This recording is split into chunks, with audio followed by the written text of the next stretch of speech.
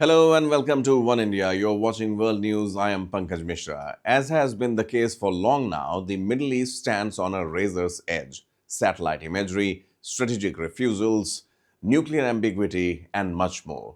A war of words that could become something far more dangerous too. Chinese commercial satellites have now captured what appears to be one of the largest forward US air deployments in the region in decades. Stealth fighters and electronic warfare jets stacked in Jordan.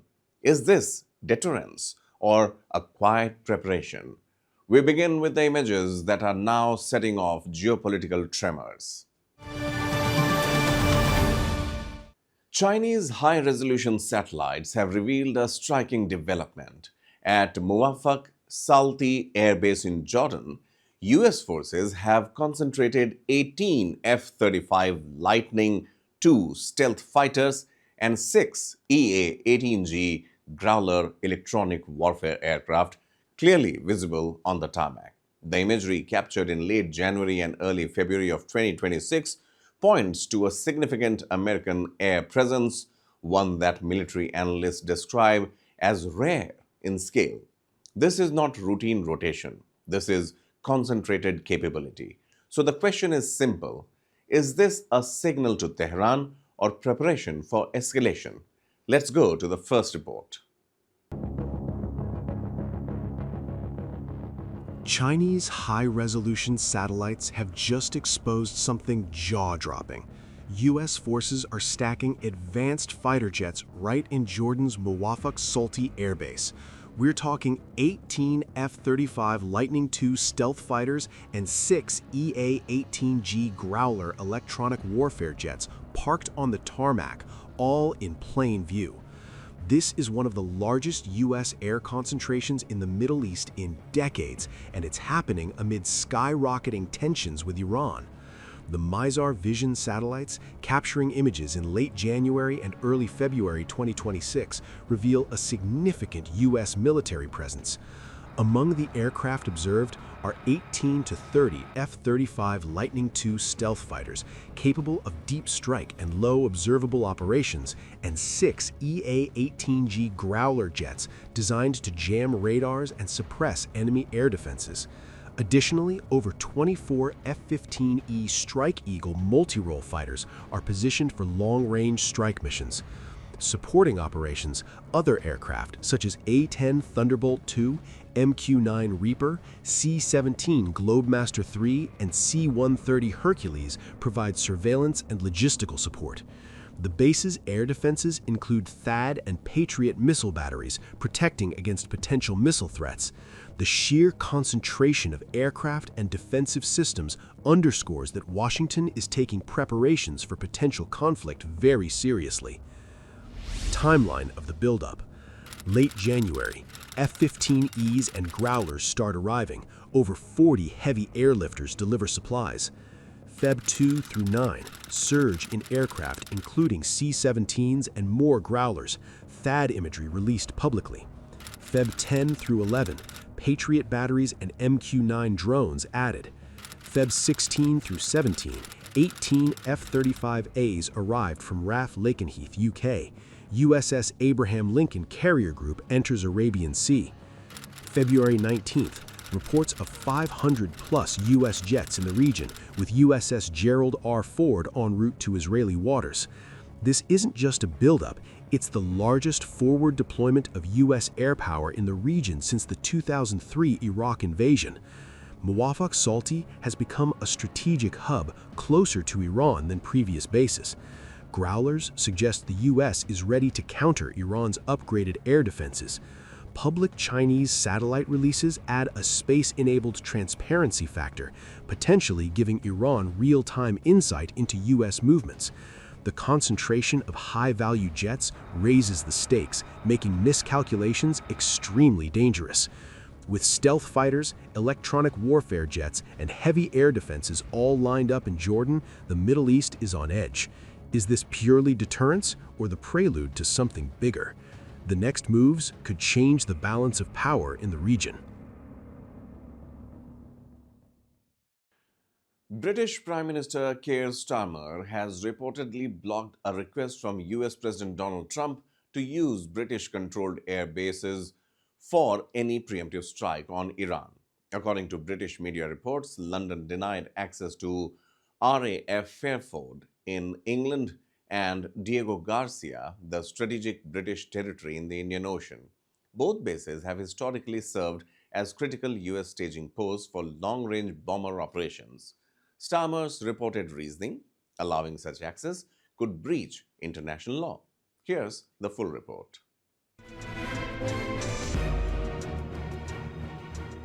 A rare rupture is unfolding in the so-called special relationship. The government of the United Kingdom, led by Prime Minister Keir Starmer, has refused to grant the United States permission to use two critical British-controlled military bases for potential airstrikes against Iran. Those bases, Diego Garcia in the Indian Ocean and RAF Fairford, have long served as strategic launch pads for American long-range bombers. But as of February 20, 2026, London has said no. The decision comes amid escalating tensions between Washington and Tehran. U.S. President Donald Trump has issued an ultimatum to Iran over its nuclear program, warning that if no deal is reached within 10 to 15 days, military action could follow. Behind the scenes, the Pentagon has reportedly been preparing for possible surgical strikes on Iranian nuclear facilities. Two carrier strike groups, the USS Abraham Lincoln and the USS Gerald R. Ford, have been positioned in the region. But for a sustained air campaign, land-based heavy bombers matter.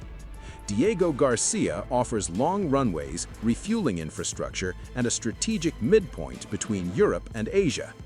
RAF Fairford hosts US B-1, B-2, and B-52 bombers in Europe, aircraft designed for deep strike missions. Under long-standing agreements, however, US operations launched from UK territory against third countries require British consent, and Starmer has withheld it.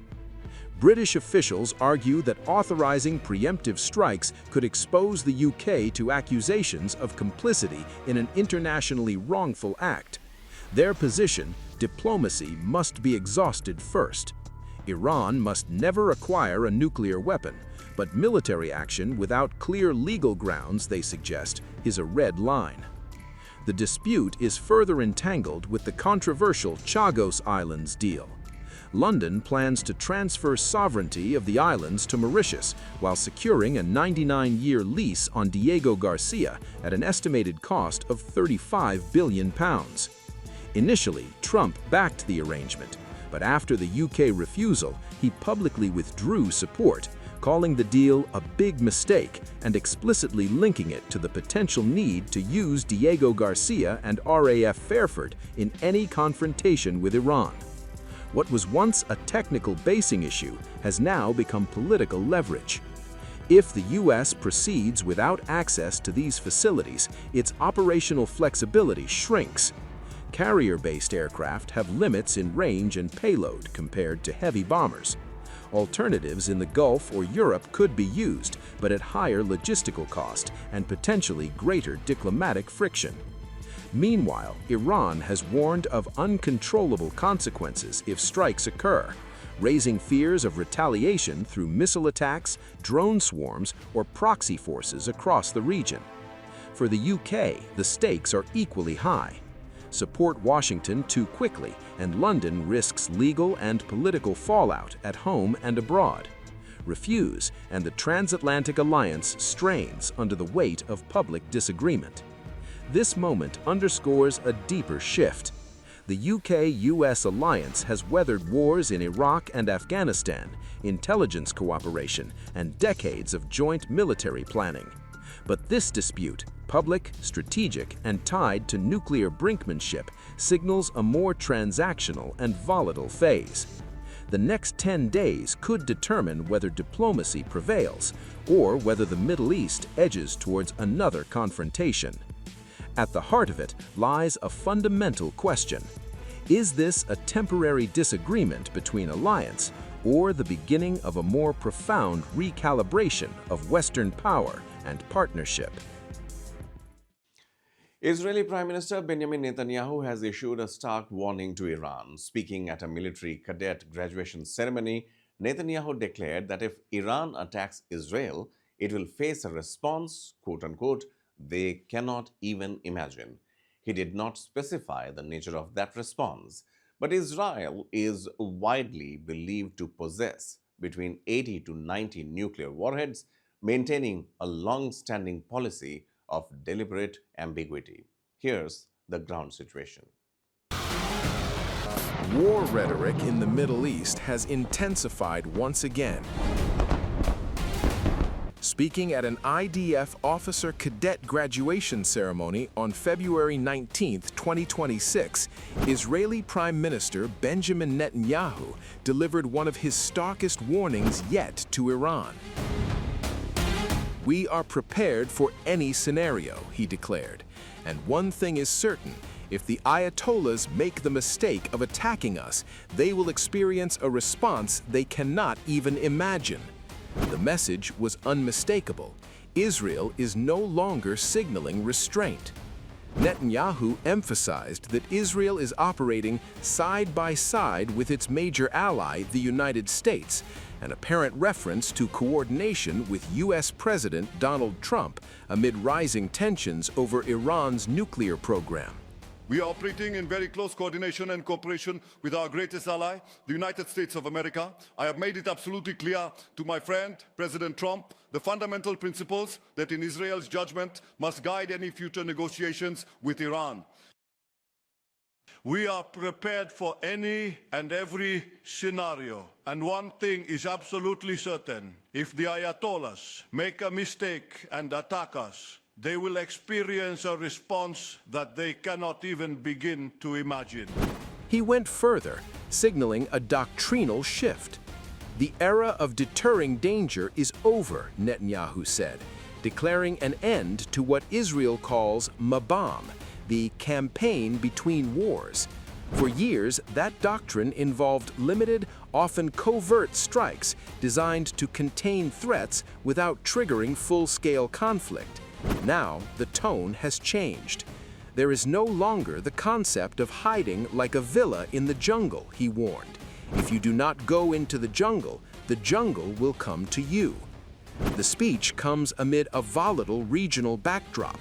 Iran has enriched uranium to near weapons-grade levels, alarming Jerusalem and Washington. Tehran continues backing proxy groups, including Hezbollah in Lebanon, Hamas in Gaza, and militias in Syria and Iraq, groups that have repeatedly clashed with Israeli forces. Israel, in turn, has carried out airstrikes on Iranian-linked targets across Syria and beyond, seeking to disrupt weapons transfers and entrenchment near its borders. Military preparations have accelerated on all sides. The United States has reinforced its regional posture, while Israel's defense establishment has warned of a readiness for a potential multi-front war. Analysts say an extreme scenario could involve a massive Iranian missile and drone barrage aimed at overwhelming Israeli defenses, such as the Iron Dome. Iran, for its part, has warned that any attack on its territory would trigger retaliation not only against Israel, but potentially against U.S. bases in the region. The risk is clear. A direct Israel-Iran confrontation would not resemble previous shadow conflicts. It could span Lebanon, Gaza, Syria, Iraq, and even the Gulf. Energy markets could be shaken. Global powers could be drawn in. For Netanyahu, the message was about deterrence, projecting strength, unity, and readiness. But in a region where miscalculation can ignite war, such words carry weight. As of now, no missiles have been launched. Yet with rhetoric escalating, alliances tightening, and military forces on alert, the question lingers. Is this strategic posturing meant to prevent war, or the final warning before a far larger confrontation begins? Iran's supreme leader, Ali Khamenei, has warned that even the world's most powerful military can be dealt a crushing blow. As renewed talks begin in Geneva, Khamenei declared that US warships deployed in the Gulf could be sunk if provoked. The message is unmistakable. Deterrence cuts both ways. Iran's ballistic missile capabilities and anti-ship systems have long been central to its asymmetric doctrine. The question is, can American naval power withstand a sustained ballistic barrage in confined Gulf waters? Here's our final report on the show. Aircraft carriers, massive floating cities home to thousands of sailors, jets, and cutting-edge weapons. For decades, they've been the backbone of U.S. naval power. But now, a new threat is emerging that could change everything: hypersonic missiles. These weapons travel at speeds exceeding Mach 5, maneuver unpredictably, and can strike targets thousands of miles away in minutes. Former CIA officer John Kiriakou warns bluntly, there is no defense against a hypersonic missile. The idea of a single salvo wiping out even the most advanced carrier strike group, including Aegis destroyers, cruisers, submarines, and aircraft, has kept naval planners awake at night. Hypersonics compress decision times and evade traditional radar, making them nearly unstoppable, at least in theory. But the U.S. Navy isn't standing still. Defense in depth is the strategy. SM-6 missiles target hypersonics in their terminal phase, with recent tests hitting maneuvering targets. Space-based sensors like HBTSS track threats from over the horizon. The glide phase interceptor, co-developed with Japan, aims to strike missiles mid-flight. Directed energy weapons, like lasers on Ford-class carriers, provide last-ditch protection. And carriers use tactical maneuvers, electronic warfare, and deception to complicate enemy targeting. Recent exercises show promise. In March 2025, an SM-6 variant successfully intercepted a hypersonic missile, marking a major step forward. Production is ramping up, with hundreds of missiles expected annually. But experts caution, if adversaries launch multiple hypersonics in a salvo, even these defenses could be overwhelmed. As one defense analyst explains, hypersonics compress decision timelines. Detection, tracking, and countermeasures are everything. One mistake, 1 second too late, and the consequences are catastrophic. So, can a carrier defend itself against a hypersonic missile? Technically, maybe. Not perfectly. Not yet. In a real conflict, the outcome will depend on numbers, detection, timing, and innovation. Hypersonics may be changing the rules of naval warfare. Meanwhile, Trump is considering a limited military strike, not full-scale war, but a calculated hit designed to pressure Tehran into accepting a nuclear deal. The message? Make a deal or face consequences. According to new reports, Trump is reviewing options for a targeted assault on a small number of Iranian military or government sites, not nuclear facilities, at least not initially. But here's the catch. If Iran refuses to curb uranium enrichment or reject U.S. demands, including limits on ballistic missiles and support for proxy groups, broader strikes could follow. So, stealth fighters in Jordan, strategic refusal in London, nuclear ambiguity in Jerusalem, missile threats from Tehran.